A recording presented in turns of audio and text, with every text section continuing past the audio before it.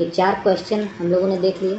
Session cookie, get post, PHP super global variables, और साथ में ये वाला भी देख लिया $A और $B में क्या डिफरेंस है। उम्मीद करता हूँ कि आपको ये समझ में भी आए होंगे। आज बात करते हैं इंक्लूड और रिक्वायर की।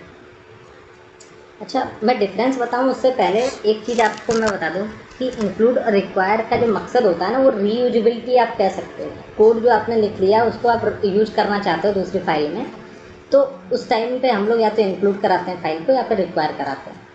और मेनली जो फाइल इंक्लूड कराई जाती हैं या रिक्वायर के थ्रू इंक्लूड कराई जाती हैं, उनका पर्पस, उनमें क्या होते हैं, या तो फंक्शंस होते हैं और या फिर वो क्लासेस होती हैं जिनका हम लोग ऑब्जेक्ट बनाते हैं और फंक्शंस को कॉल करते हैं। तो इसी अप्रोच को हम भी लेके चलते हैं। मान लो मेरे पास 2 फाइल है, इसमें एक मैं फंक्शन क्रिएट कर लेता हूँ, फंक्शन ABC इको, और इसको सिर्फ सिंपल इको ही करा लेते हैं क्योंकि ABC, ठीक है। अब ये वाला फंक्शन मुझे first.php यहाँ इस फाइल में यूज करना है, ये वाला। तो सिंपली आप ABC यहाँ पे इस तरीके से कॉल नहीं करा सकते, क्योंकि जब PHP रन होगी तो वो ये इसी फाइल को तो रन करेगी, first.php को। तो इसको first.php में इस तरीके का फंक्शन तो बना ही नहीं है, तो आप इस तरीके से रन करा दोगे तो फिर फैटल एरर जनरेट हो जाएगी कि कॉल टू अनडिफाइंड फंक्शन, ठीक है। तो फिर हम लोग क्या कराते हैं कि उस फाइल को या तो इंक्लूड कराते हैं या फिर रिक्वायर कराते हैं। पहले हम लोग इंक्लूड देखते हैं, second.php। अब अगर मैं इसको रन कराऊंगा तो ये रन होगा, ABC प्रिंट हुआ। क्यों प्रिंट हुआ? क्योंकि जब मैं इंक्लूड करा रहा हूँ तो समझ लो बैकग्राउंड में क्या हो रहा है, आप ये समझ लीजिए कि ये वाला जो फंक्शन है या जितने भी इसके कंटेंट है, यही फंक्शन है, इसमें जितने भी फंक्शंस बने हुए हैं, फाइल कंटेंट है जो भी फाइल के, वो सब समझ लीजिए कि कॉपी होके और दोबारा यहाँ पे इस तरीके से हो रहे हैं। जब आप इंक्लूड कराते हो तो मतलब आप ये कर रहे हो, इसके इस फाइल के कंटेंट उठा के इस फाइल में रख रहे हो। सिंपल सा ये फंडा है इनका, ठीक है। तो दोस्तों जब ये आप करते हो, सॉरी यहाँ पे, ठीक है, इस वाली फाइल के कंटेंट उठा के आप यहाँ पे रख रहे हो बैकग्राउंड में, अगर मैं आपको इस तरीके से समझाऊँ तो अब क्या होगा कि इसी फाइल के अंदर, first.php फाइल के अंदर ही आपका ये वाला फंक्शन मिलेगा। तो अब तो ये रन होगा ही, और जैसा कि रन भी हुआ था यहाँ पे ABC, ठीक है।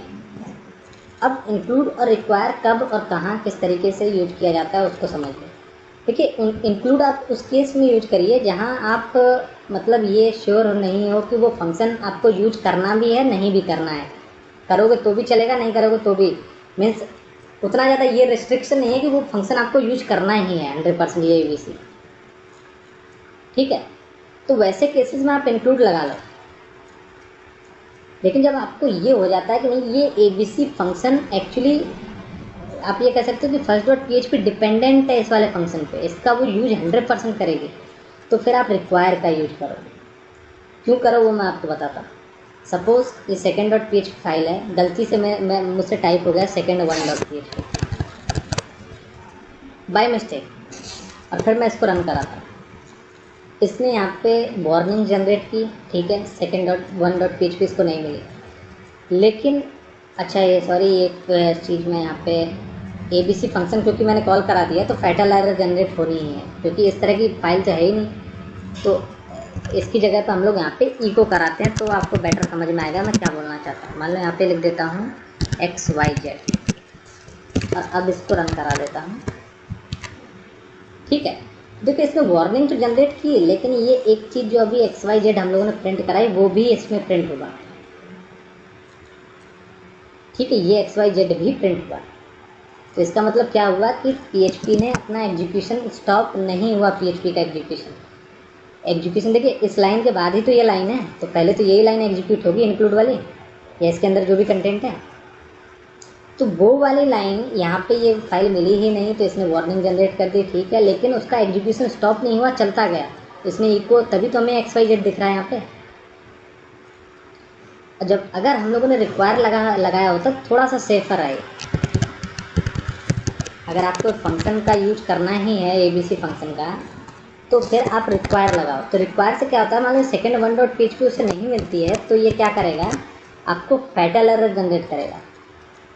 और एग्जीक्यूशन आपका यहीं स्टॉप हो जाता है, इसी लाइन पे, नीचे आएगा ही नहीं, यहीं इसी लाइन पे आपका एग्जीक्यूशन PHP का स्टॉप हो जाता है, ये नीचे कुछ प्रिंट नहीं होगा।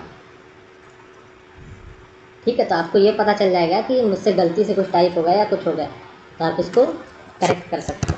अब मैं सेकंड कर देता हूँ, तो अब ये सही से चलेगा। ABC फंक्शन कॉल हुआ और XYZ इसकी वैल्यू प्रिंट हुई। अच्छा, इसके दो और वेरिएंट हैं, इंक्लूड वंस और रिक्वायर वंस।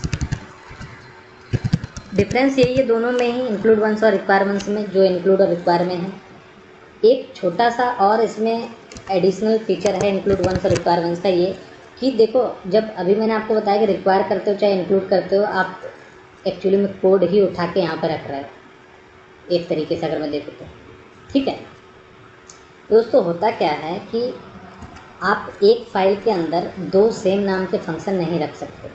यानी कि मैं अगर आपको इस तरीके से दिखाऊंगा प्रैक्टिकली, मान लो मैं 2 बार रिक्वायर यहीं पे लिख देता हूँ, इस तरीके की गलती तो आपसे होगी नहीं, लेकिन मैं मान के चल रहा हूँ यहाँ पे बहुत से लाइन के कोड आपको पता नहीं है कि पहले भी ये रिक्वायर या इंक्लूड हो चुकी है, आपने फिर से कर दी।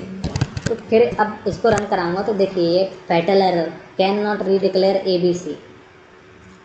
ठीक है, इस वाली लाइन पे, क्योंकि पहले वो डिक्लेयर हुई, ठीक है, फिर उसके बाद इको हुआ, वहाँ तक भी ठीक है, एग्जीक्यूशन यहाँ तक आया, देखो XYZ प्रिंट भी हुआ होगा, ये देखिए। लेकिन जैसे ही वो इस लाइन पे आता है, फिर से वो इस फाइल के कंटेंट रखता है, तो फिर देखता है कि यार इसमें भी वो फंक्शन था, इसमें भी ये फंक्शन है, सेम नाम के दो फंक्शन एक ही फाइल में हो गए, तो फिर अब ये फैटल एरर जनरेट कर देगा और अब आपका एग्जीक्यूशन यहाँ पे स्टॉप हो जाता है। अगर मैं यहाँ कुछ इको कराऊंगा तो वो प्रिंट नहीं होगा। नॉट लिखता हूँ, अब देखिए ये चीज लाइन हमें नहीं देखनी चाहिए क्योंकि आपका स्टॉप एग्जीक्यूशन हो गया। ठीक है, अगर यहीं पे आपने रिक्वायर वंस यूज किया होता